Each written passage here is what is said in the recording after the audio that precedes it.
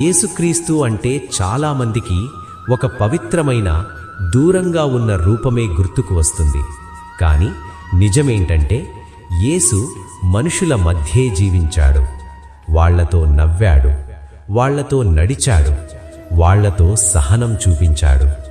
అతని శిష్యులు కూడా పరిపూర్ణులు కాదు, వాళ్ళు మనలాగే. అసలు యేసు శిష్యులు ఎవరో తెలుసా?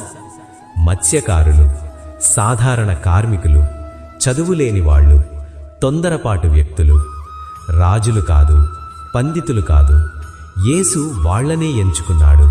ఎందుకంటే వాళ్లలో అహంకారం లేదు, నేర్చుకోవాలనే తపన ఉంది. తప్పులు చేస్తారు, కానీ మారగలరు. యేసు పరిపూర్ణుల్ని కాదు, మారగలవాళ్లని ఎంచుకున్నాడు.